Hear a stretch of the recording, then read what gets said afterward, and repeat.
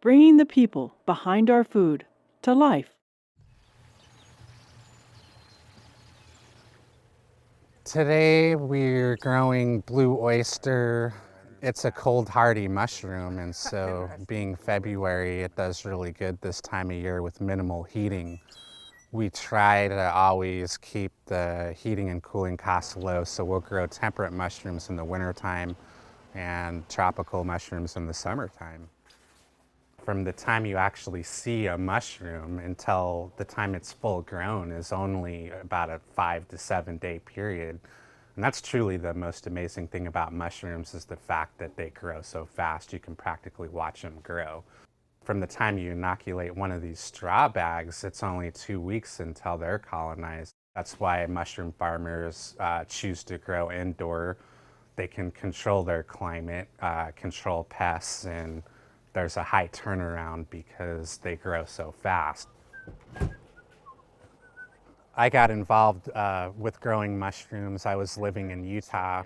I started noticing some mushrooms just growing on people's yards, and one mushroom one day caught my eye. It looked just like a mane. And so I picked it and I went to the library and picked up an identification guide and looked through the book, and I came across shaggy mane mushrooms. And in the description it said, you know, this is in one of the foolproof 4 mushrooms, because there's no mushroom that even looks like this.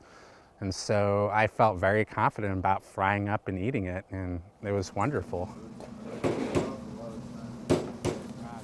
The Mushroomery is a farm that deals with wild-crafted, cultivated, and medicinal mushrooms. We cultivate a variety of different mushrooms, from white elm to almond portobello to blue oyster, lion's mane, a number of different things. The Mushroomery actually has the largest selection of certified organic mushrooms in the United States, because our wild-crafted mushrooms are certified organic as well. We stay pretty busy here. Mushroom cultivation can be very simple, or it can be extremely complicated. If you're trying to grow mushrooms in any large quantity, that's a totally different story. Most mushroom farms buy their own spawn, and so they're limited to just growing a couple different varieties. But if you make your own mushroom spawn, then you can grow any mushroom you want that can be cultivated. In fact, you could go out into the wild and pick a mushroom and clone it and grow a mushroom from the wild. So at the Mushroomery, we make our own spawn. That requires germinating spores on a petri dish, or cloning mushrooms and waiting for the petri dish to get colonized, and then transferring that onto grain or sawdust to make your spawn with. When you clone a mushroom, you preserve its exact genotype. When you start from spore, you're creating a new strain. If you find that you really like the way a mushroom is, the only way to preserve the exact strain is to clone it. That's the fun part here, I think, is making the spawn. We're able to do a lot of experimenting here. We're working with trying to grow mushrooms that other people aren't growing.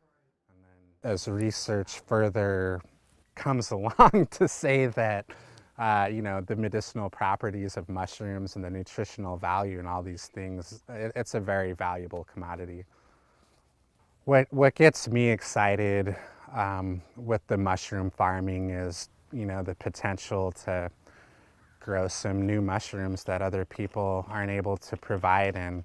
And our goal here is just to have, a wide variety of mushrooms for people to enjoy.